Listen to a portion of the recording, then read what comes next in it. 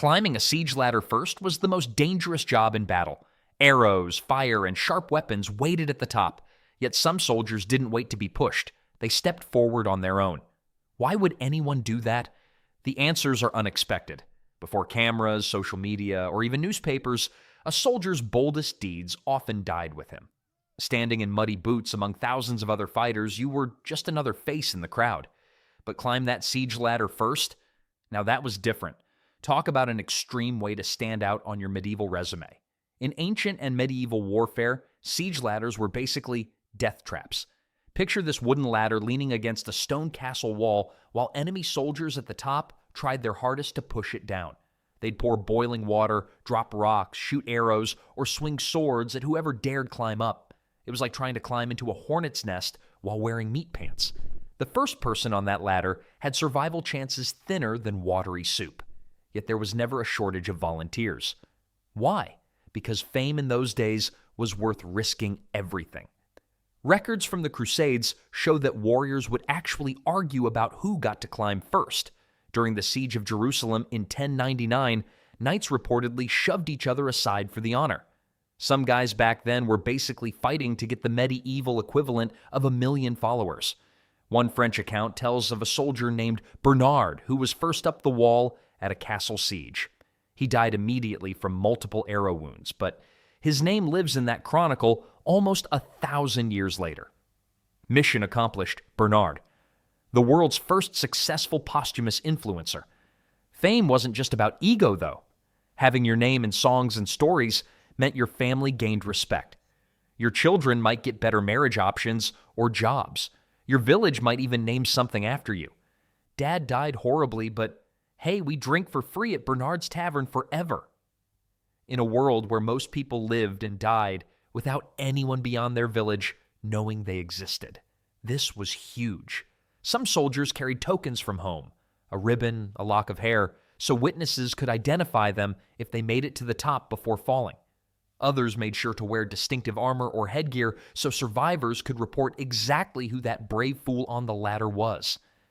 "Remember me as the guy with the bright red helmet," were often someone's actual last words. Think of it as trying to go viral, except instead of risking embarrassment, you're risking having your head turned into a castle decoration. Talk about commitment to content creation. The funny thing is, even commanders knew this was a powerful motivator. Before a siege, they'd sometimes publicly ask for volunteers, making a show of remembering names. They knew that promised fame was cheaper than promised gold and just as effective. Of course, fame wasn't the only reward waiting at the top of those siege ladders. Sometimes there was something far more immediate and shiny to consider. For many soldiers, climbing the siege ladder first was their fastest ticket to better ranks and rewards. In armies across history, commanders rewarded this deadly courage with instant promotions. Unlike today's militaries with clear advancement paths, medieval and ancient armies often promoted based on who survived doing the craziest brave stuff. Let's break it down. Most regular soldiers lived rough lives. They slept on the ground, ate whatever they could find, and carried heavy stuff all day long. Officers, on the other hand, got tents, better food, and sometimes even horses. The difference between being a regular soldier and an officer was like the difference between flying economy class versus first class. Except economy meant you might also get stabbed. Military records from the Roman Empire show that soldiers who performed exceptional acts during sieges, like being first up the wall, could skip several ranks instantly. One Roman account mentions a soldier who climbed a siege tower during the siege of Jerusalem in 70 CE and was immediately promoted from basic legionary to optio, the second in command of a century of men. The math made sense to many soldiers. A 1 in 3 chance of dying on the ladder versus guaranteed decades of grunt work. Many chose the latter. Their reasoning, die as nobody or risk it all for a shot at something better. In medieval Europe, the rewards got even better. Knights and men-at-arms who led charges could receive lands and titles. During the 100 Years' War between England and France, English archers who showed exceptional bravery in sieges sometimes received small holdings, turning simple bowmen into landowners overnight. What made siege ladder climbing especially attractive was how visible it was. Everyone saw who went first. Your commander couldn't deny your bravery later. It was the medieval equivalent of getting your boss's promotion promise in writing, except the paper was soaked in your own blood. Armies back then didn't have HR departments or promotion boards. What they did have was chaos, and in that chaos, bold moves stood out. Commanders needed people they could trust to lead dangerous missions, and what better proof of courage than watching someone scale a wall while arrows rained down? The rewards didn't stop at just higher rank. Promoted soldiers got more pay, better weapons, less grueling duties, and more rest. Some armies even gave special patches or helmet decorations to soldiers who had been first up walls. These markers meant instant respect from comrades and fear from enemies. For many soldiers from poor backgrounds, the military was their only way up in the world. Farming meant staying poor forever, but the army offered a chance, slim as it might be, to become someone important. All you had to do was survive that climb. While promotion motivated many to take the deadly climb, others had their eyes on more immediate treasures. Gold, silver, spices, and jewels. These treasures waited inside city walls, and the first soldiers to break through a siege got first pick of the prizes. This first in, first served rule of plunder drove many men up those deadly ladders when nothing else could. Most soldiers throughout history received little or no regular pay. During the Middle Ages, a common foot soldier might earn just 3 or 4 pennies a day, hardly enough to buy a decent meal. But the loot from a conquered city, that could set someone up for life. When the Crusaders took Jerusalem in 1099, soldiers who reached the city first claimed enormous wealth. One knight reportedly found enough gold coins in a single house to buy a castle back home. The wealth inside conquered cities could be staggering. Everything from gold cups to silk tapestries to exotic spices worth more than their weight in silver. First breach, first pick wasn't just a saying, it was practically carved into every siege ladder. Military commanders officially recognized this rule, knowing it motivated their men better than any speech about duty or honor ever could. The math was simple. Wait in line with everyone else and you'd get the leftovers, broken pottery and empty boxes. Make it up the wall first and you might find the treasury before anyone else. Risk versus reward at its most basic. During the siege of Constantinople in 1204, the first crusaders to enter the city found treasures that had been hidden for centuries. Some soldiers became so wealthy from a single day of looting that they never had to work again. One account describes a simple foot soldier who climbed through a window early in the breach and discovered a chest of jewels that made him richer than the knight he served. Not all loot was gold and jewels. Captured weapons and armor were highly prized too. Good steel was expensive, and taking an enemy's well-crafted sword or shield saved a soldier from having to buy his own. The first men into a city often claimed the best weapons from armories before they were picked clean. Even food counted as treasure during long campaigns. Cities under siege typically had stockpiles of grain, wine, and preserved meats. A hungry soldier might risk death by arrow just for the chance to eat something that wasn't army rations, which throughout history have consistently ranked somewhere between barely edible and possibly not even food. Of course, many soldiers who climbed for gold never lived to spend it, but hope is a powerful force. Each man who grabbed that ladder thought, "Others died, but I'll be the lucky one who makes it through." While dreams of wealth pushed many up those wooden rungs, others climbed for reasons that cash and treasures couldn't explain. After all, not every soldier was driven by what they might find in the enemy's strongbox. Volunteering wasn't always about glory, it was loyalty. Military units throughout history formed bonds stronger than family. These connections pushed many soldiers up siege ladders when their friends took the first steps. Roman legions trained, ate, slept, and fought as units for years at a time. Their Latin word contubernium described the 8-man squad that shared a tent and all aspects of daily life. When one man from such a group volunteered to climb, others often followed without hesitation. Historical accounts from the Roman siege of Masada show entire squads volunteering together rather than letting one man face danger alone. Medieval military units followed similar patterns. Knights who trained together since childhood created battle groups called conroys, where each member swore to protect the others. These knights would literally take an arrow for each other, not because they were nice guys, but because finding decent friends in the 1200s was even harder than finding reliable Wi-Fi in a coffee shop today. Most armies developed traditions around these brotherhoods. Viking warriors believed that dying alongside your shield brothers meant you'd feast together in Valhalla. Samurai stressed absolute loyalty to fellow warriors above personal safety. Turkish janissaries, elite troops of the Ottoman Empire, slept in the same barracks from childhood and considered their unit their only family.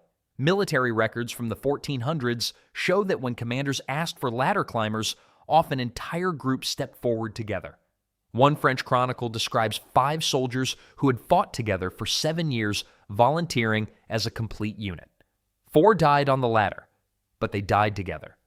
This brotherhood sometimes became official military policy. The Spartans famously paired soldiers as battle buddies, creating unbreakable 2-man teams. If your partner climbed the ladder, you climbed too, no questions asked. This practice spread through many Greek armies, where battle pairs were called heniokoikai parabatai, literally the chariot driver and the fighter who stands beside him. Beyond formal military structures, simple friendship drove many volunteers. Letters home from soldiers throughout history repeatedly mention not wanting to appear cowardly in front of friends as motivation for dangerous acts. In one collection of medieval battlefield letters, the phrase, "I couldn't let him go alone," appears more than any other explanation for bravery. This loyalty wasn't just emotional, it was practical. Soldiers who trusted each other survived better. Fighting alongside someone who knew your strengths and weaknesses improved everyone's chances. Having a trusted friend beside you on the battlefield was like having autocorrect for your sword arm, stopping mistakes before they became fatal. While Brotherhood pushed many weathered veterans up those deadly ladders, something else entirely motivated some of the youngest soldiers. Many volunteers for siege ladders were teenage boys trying to prove themselves. Youth brings a special kind of bravery, the kind that comes from not fully understanding danger. Throughout history, armies have been filled with surprisingly young soldiers, many just 14 or 15 years old when they first marched to war. Did you know that during the Crusades, about 1/3 of all knights were under 20? Medieval military records show that these younger knights volunteered for dangerous duties at twice the rate of older, more experienced fighters. They hadn't yet seen enough death to be properly scared of it. Young soldiers often had a distorted view of battle shaped by stories they'd heard. Songs and tales emphasized glory and victory, not the messy, painful reality of combat. War stories sounded way cooler when told around a campfire by someone with an impressive beard and a missing eye than they did when you were actually standing at the bottom of a siege ladder watching the guy ahead of you get turned into a human pincushion. The teenage brain itself plays a role in this phenomenon. Modern science confirms what military commanders have known for centuries. Young people are naturally more willing to take risks. The part of the brain that fully processes danger and long-term consequences doesn't finish developing until around age 25. That's why throughout history, most armies preferred recruiting teenagers. They were literally biologically programmed to make bolder, sometimes reckless choices. The desire to impress older soldiers pushed many young fighters to volunteer. In most armies, new recruits faced constant teasing and hazing until they proved themselves. Volunteering for the siege ladder was the fastest way to shut up the veterans who'd been calling you baby for weeks. Your courage might still get you killed, but at least you wouldn't die being mocked. Historical documents reveal how military leaders exploited this youth psychology. Before difficult assaults, commanders often directly challenged the youngest soldiers with phrases like, "Which of you young men wants to show the old warriors how it's done?" Records from numerous sieges show these taunts worked remarkably well at producing volunteers. For teenagers far from home, the military also became a substitute family, with commanders as father figures.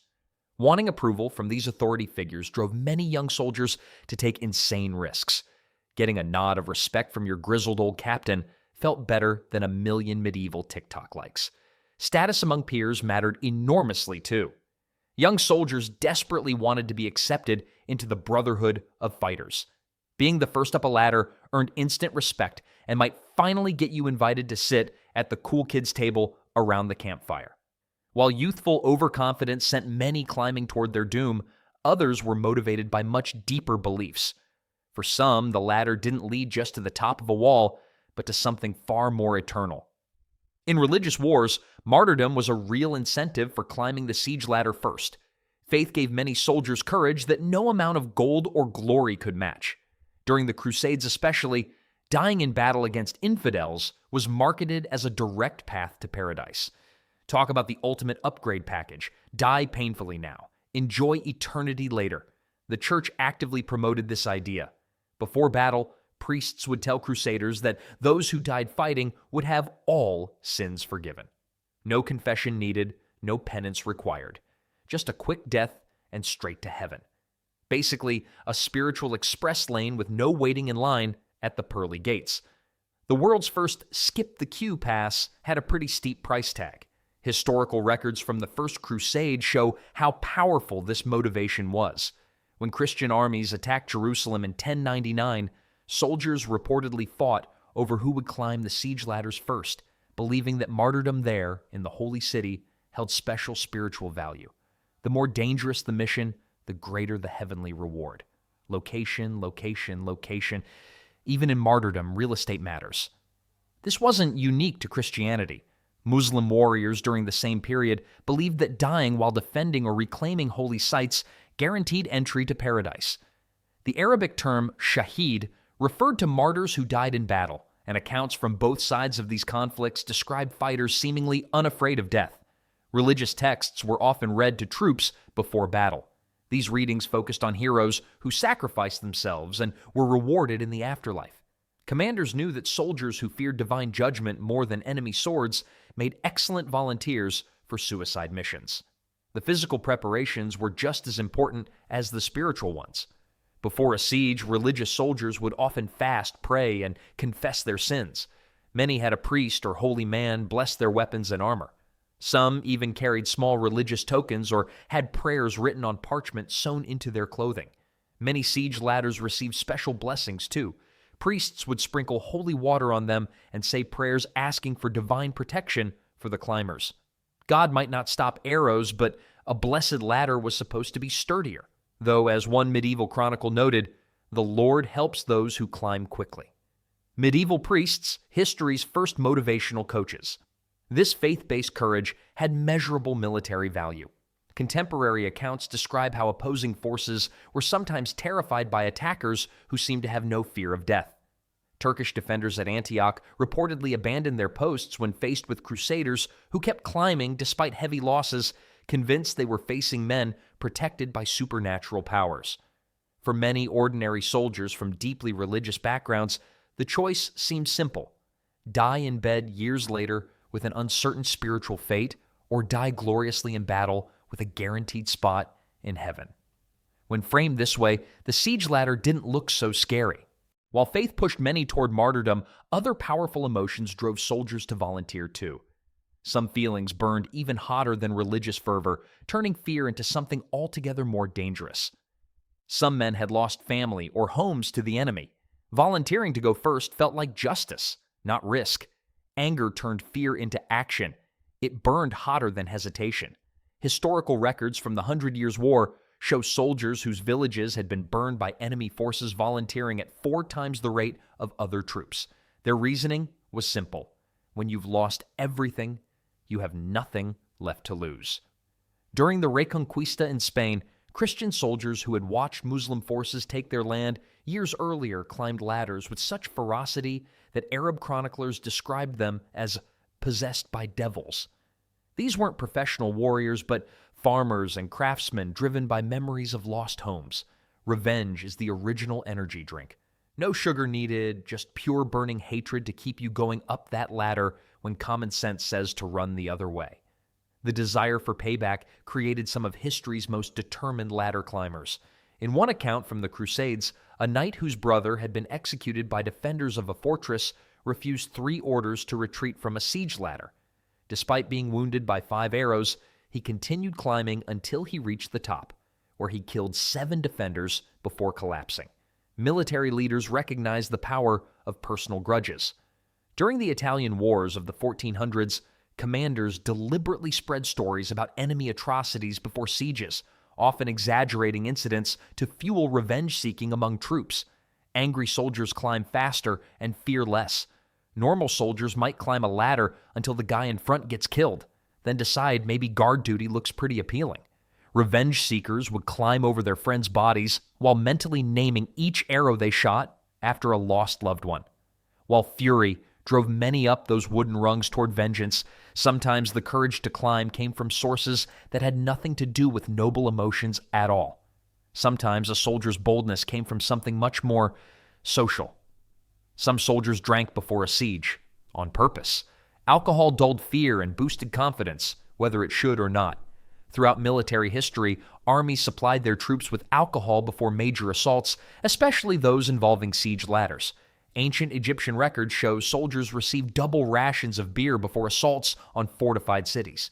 This practice continued across civilizations. Roman troops got extra wine. Medieval armies distributed ale, and even into the 1800s, British troops received a tot of rum before particularly dangerous attacks. Why did commanders allow this? They discovered what modern science later confirmed. Alcohol reduces fear response. For siege ladder volunteers, this chemical courage meant the difference between hesitating at the bottom or charging upward regardless of arrows raining down. Turns out, "hold my beer and watch this" wasn't just a modern phrase, it was basically medieval military strategy. In many armies, the drinking before battle became ritualized. Viking warriors participated in drinking ceremonies where they boasted about brave deeds they would perform in the coming fight. These boasts, made in front of everyone, became nearly impossible to back out of the next morning. Many ladder volunteers were simply following through on drunken promises. Group drinking proved especially effective at producing volunteers. Soldiers who might hesitate when sober found themselves caught up in the bravado of their drinking companions. Volunteers often stepped forward mid-cheer or mid-chant. The amount of alcohol consumed before battle was carefully controlled by experienced commanders. Too little meant fear remained. Too much meant warriors couldn't climb straight. Medieval army manuals recommended soldiers drink just enough to see one ladder, not two, when looking at the walls. When siege engineering failed, when religious motivation wasn't enough, when even revenge couldn't push men up those deadly ladders, commanders throughout history reached for the wine barrel. It wasn't glorious or honorable, but it worked with remarkable consistency across cultures and time periods. And when the battle ended, those who survived to reach the top had stories to tell, and often more drinks to celebrate with.